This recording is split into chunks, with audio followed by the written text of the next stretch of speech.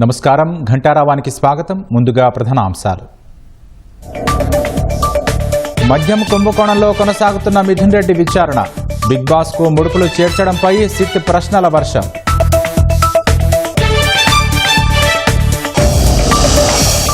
తిరుమలేశుడి పాదాల చింతకు హంద్రినీవా జలాలు తెస్తాం. పుట్టిన గడ్డ రుణం తీర్చుకుంటానన్న సీఎం చంద్రబాబు.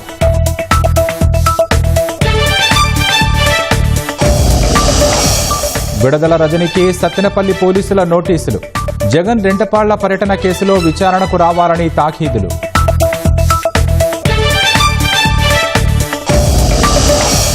బెంగాల్ అస్సోం సీఎంల మధ్య మాటల యుద్ధం. అక్రమ వలసలు, గుర్తింపు రాజకీయ అంశాలపై విమర్శనాస్త్రాలు.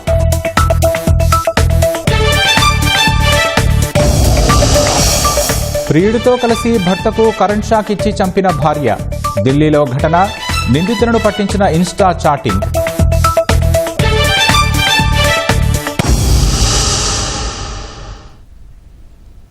మద్యం కుంభకోణం కేసులో YCP MP Mithun Reddy SIT విచారణ సుదీర్ఘంగా కొనసాగుతోంది. డొల్ల కంపెనీలకు ముడుపుల సరఫరాపై కూపీలాగుతున్నారు. ఇక మరింత సమాచారం మా ప్రతినిధి జయప్రకాష్ ప్రత్యక్ష ప్రసారం ద్వారా అందిస్తారు.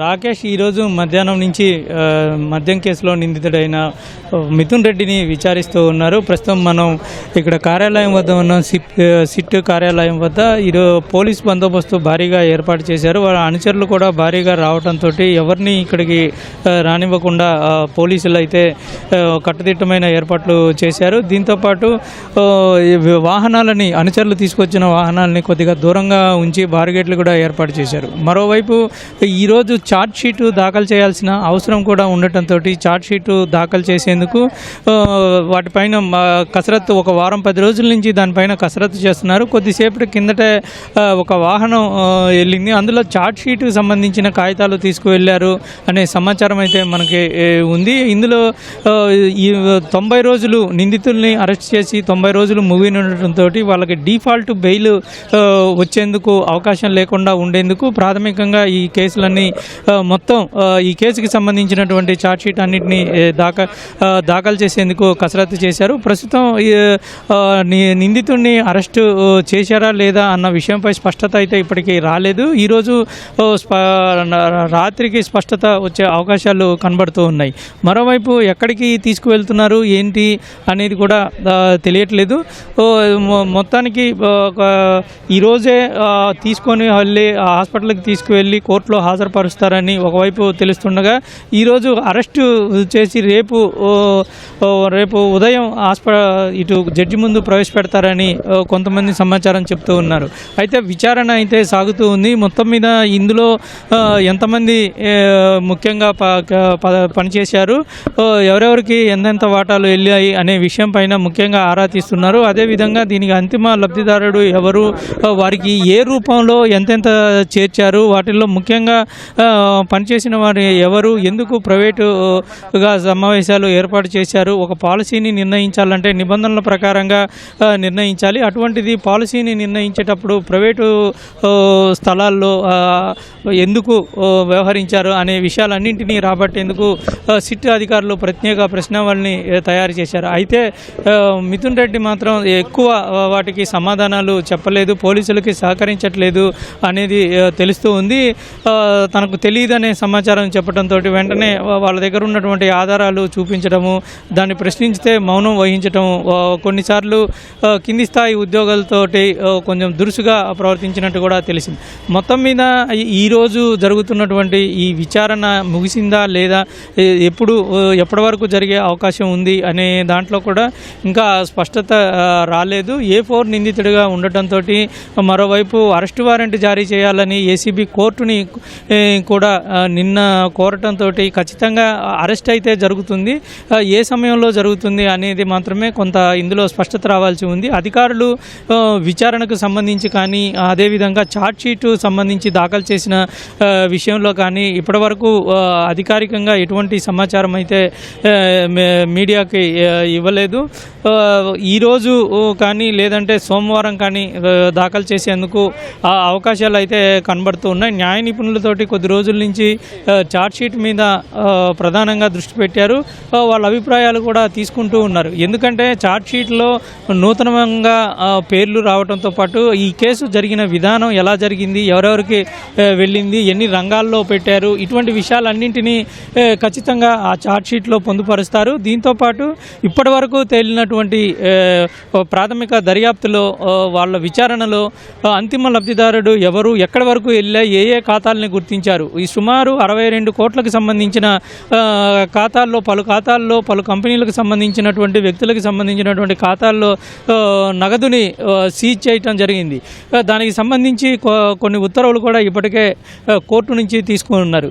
ఇట్లాగా మొత్తం ఇంకా ఈ ముడుపులకి సంబంధించిన వాటికి సంబంధించిన ఖాతాలు కానీ ఆస్తులు కానీ ఏమైనా ఉన్నాయా అనే దర్యాప్తు ఒకవైపు కొనసాగుతుంది. మరొక వైపు ఎవరైనా అనుమానస్తులు ఉంటే వాళ్ళ నుంచి విచారణ జరుగుతూ ఉంది. ఈ విచారణలో ఎవరి పేర్లైనా కొత్తగా మళ్ళీ వస్తే వాళ్ళను కూడా విచారించే పరిస్థితిలో పోలీసులు సిట్ అధికారులు ఉన్నారు. మొత్తం మీద ఈరోజు విచారణ ఇప్పుడు ఇంకా జరుగుతుందనే మనం భావించాల్సిన అవసరం ఉంటుంది. ఛార్జ్ షీటు ఈరోజు దాఖలు చేసే అవకాశాలే ఎక్కువ మనకి ఉన్నాయనేటువంటిది ప్రస్తుతం తెలుస్తోంది. కెమెరామెన్ శేషుతో జయప్రకాష్, ఈటీవీ న్యూస్, విజయవాడ. ధన్యవాదాలు జయప్రకాష్.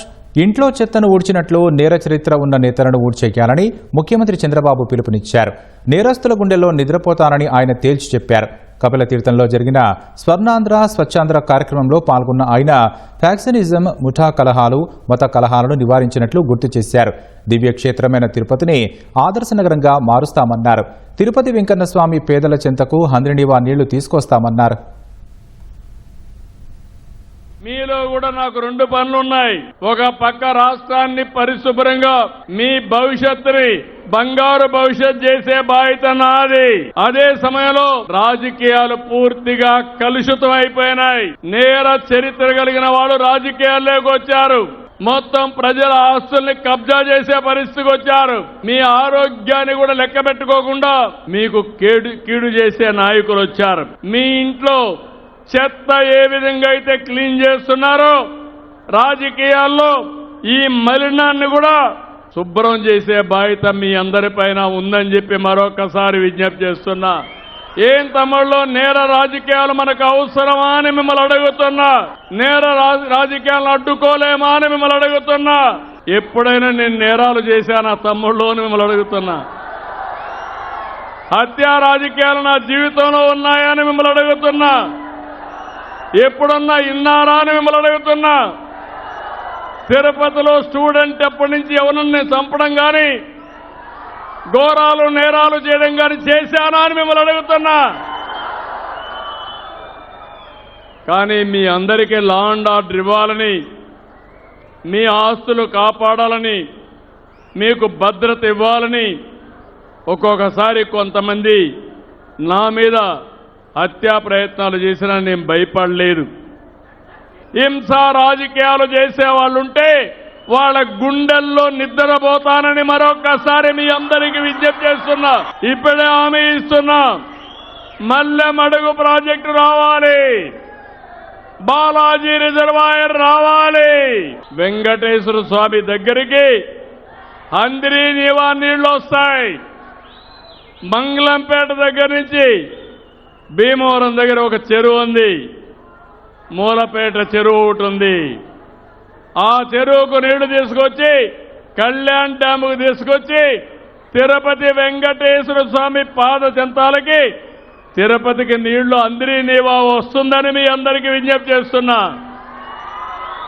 ఇంకో పక్క సోమశిల స్వర్ణముఖి లింక్ కెనాల్ తీసుకొచ్చి ఆ నీళ్లు కూడా బాలాజీ రిజర్వాయర్ గలపతా. ఇక్కడి నుంచి అరణ్యార్ ప్రాజెక్టుకి ఆ నీళ్లు వెళ్తాయి. మధ్యలో వేణుగోపాల్ సాగర్ వస్తుంది, ఇంకొక రిజర్వాయర్ వస్తుంది. ఇవన్నీ పూర్తి చేసి నేను పుట్టిన ఈ జిల్లాకి ఇవన్నీ సాధించి నా రుణం తీర్చుకుంటానని మరొక్కసారి మీ అందరికీ విజ్ఞప్తి చేస్తున్నా. మాజీ మంత్రి వైసీపీ నేత విడుదల రజనికి పల్నాడు జిల్లా సత్తెనపల్లి పోలీసులు నోటీసులు అందజేశారు. మాజీ సీఎం జగన్ రెంటపాళ్ల పర్యటన కేసులో విచారణకు రావాలని రజనికి నోటీసులు ఇచ్చారు.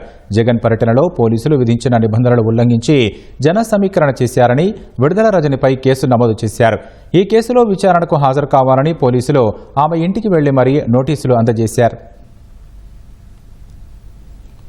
బంగాళాఖాతంలోకి వృధాగా పోయే నీటిని బనకచెర్లకు ఉపయోగిస్తామని జలవనరుల శాఖ మంత్రి నిమ్మల రామానాయుడు అన్నారు.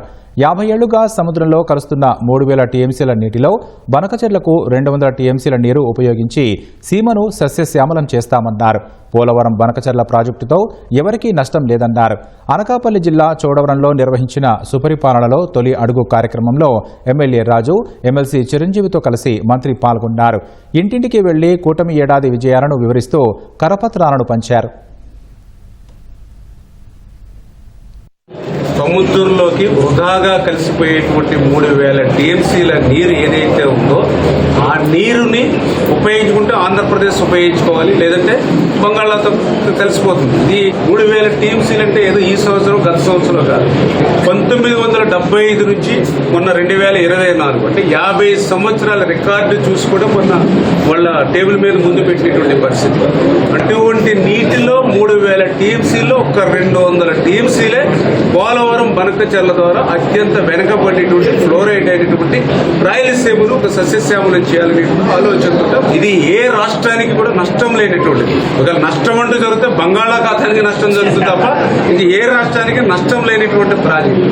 అంటే గత ప్రభుత్వం చేసినటువంటి ప్రతి తప్పిదాన్ని కూడా ఇవాళ సరి చేసుకుంటూ ఈ కూటమి ప్రభుత్వం అభివృద్ధి సంక్షేమం 2 కళ్ళుగా మరి ముందుకెళ్తూ ఉంటే ఇవాళ జగన్మోహన్ రెడ్డి గారు పక్కదారి పట్టించాలి, డైవర్షన్ చేయాలి. పరిశ్రమలన్నీ పారిపోయాయి. గత 5 సంవత్సరాల పాలనలో ఇసుకను మరి దోపిడీ చేశారు. మరి ఏ రకంగా అయితే లిక్కర్ను దోపిడీ చేశారు, ఏదైతే విలువైన గనుల్ని కబ్జా చేసి ఏ రకంగా లూటీ చేశారు, విలువైన భూముల్ని ఏ రకంగా తాకట్టు పెట్టి కబ్జా చేశారు, అవన్నీ ఆదాయం పోయిందా? నియంత్రితమైన పాలన చేశాడు 5 సంవత్సరాల్లో. ఇటువంటి వ్యక్తులు ప్రజాస్వామ్యంలో ఉండడానికి అర్హత లేదు. రాష్ట్రంలో ప్రతి నగరం డిజిటల్ గ్రోత్ ఇంజన్లుగా ఎదగాలని ఐటీ, ఎలక్ట్రానిక్స్ శాఖ మంత్రి లోకేష్ ఆకాంక్షించారు. కృష్ణా జిల్లా గన్నవరం మేధా హైటెక్ సిటీలో ఎక్లాట్ హెల్త్ సొల్యూషన్స్ కార్యాలయాన్ని మంత్రి లోకేష్ ప్రారంభించారు. ఎక్లాట్ హెల్త్ సొల్యూషన్స్ విజయవాడకు గర్వకారణమన్నారు. ప్రారంభ దశలోనే ఎక్లాట్ సంస్థ 300 ఉద్యోగాలు కల్పించడం పట్ల హర్షం వ్యక్తం చేశారు. ఏపీకి అనేక కంపెనీలు వస్తున్నాయంటే చంద్రబాబు బ్రాండే కారణమని స్పష్టం చేశారు. ఇప్పటికే 10 లక్షల ఉద్యోగాల కల్పనకు ఎంఓయూలు కుదుర్చుకున్నామని వెల్లడించారు. And a very warm welcome to the entire ECLAT team who's here to now launch the new office in Vijayawada. Now, first off, it really inspires me to see Telugupreneurs scale up to another 1,000 people getting jobs here in Amravati and Vijayawada. Our commitment as a state, the IT sector is in Visakhapatnam, no second thoughts about it. However, we also believe that cities like Vijayawada, Rajahmundry, Kakinada, Nellore, Anantapur, Tirupati, Kurnool have an amazing role to play in building up the entire ecosystem. If you look at it, since 2014, as a political establishment, we've always said, one state, one capital, but decentralized development. I said I have a brand called Chandrababu Naidu.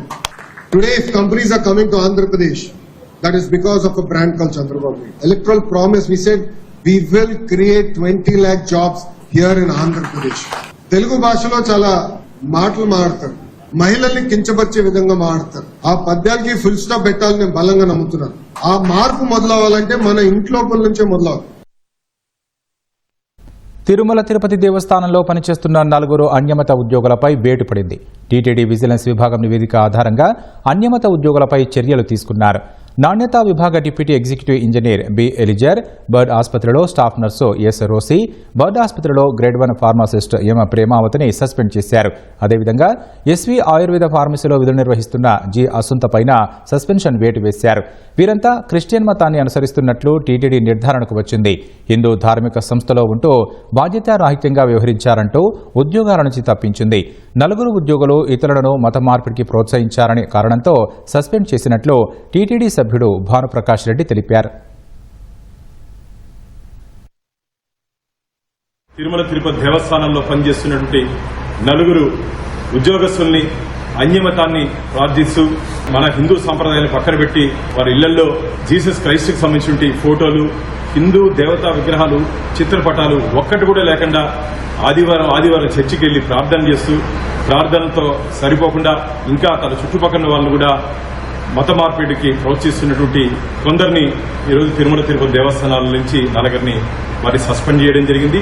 చివరి అన్యమతస్తుని తొలగించేంత వరకు ఖచ్చితంగా మా పోరాటం ఇలాగే కొనసాగుతుంది. కాబట్టి తిరుమల తిరుపతి దేవస్థానాల్లో జరిగినటువంటి ఈ సంఘటనని ఉదాహరణగా తీసుకుని మిగతా దేవాలయాల్లో పనిచేస్తున్నటువంటి అన్యమతస్తులను కూడా తొలగించే విధంగా రాష్ట్ర ప్రభుత్వం చొరవ చూపుతుందని చెప్పి ఆశాభావం వ్యక్తం చేస్తుంది.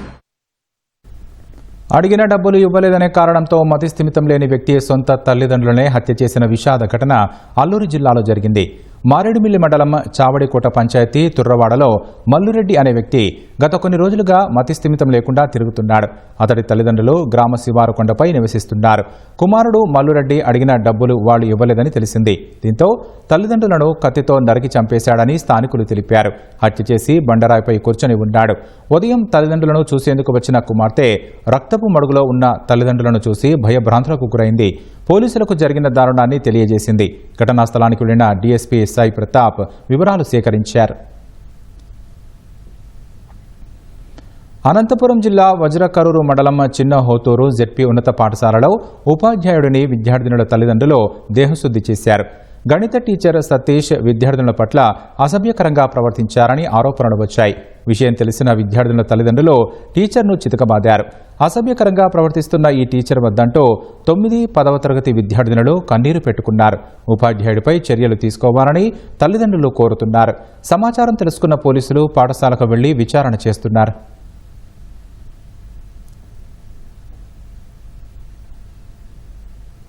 అక్రమ వలసలు, గుర్తింపు రాజకీయ అంశాలపై పశ్చిమ బెంగాల్ సీఎం మమతా బెనర్జీ, అసోం ముఖ్యమంత్రి హిమంత బిశ్వశర్మ మధ్య మాటల యుద్ధం జరిగింది. ఎక్స్ వేదికగా ఇరువురు ప్రతి విమర్శలు చేసుకున్నారు. అసోంలో బీజేపీ సర్కార్ విభజన రాజకీయాలు చేయడమే కాకుండా బెంగాలీ పౌరులపై బెదిరింపులకు పాల్పడుతోందని ఎక్స్ వేదికగా దీదీ ఆరోపించారు. అన్ని భాషలు, మతాలను గౌరవిస్తూ శాంతియుతంగా జీవిస్తున్న వారిపై హింసకు పాల్పడడం రాజ్యాంగ విరుద్ధమన్నారు.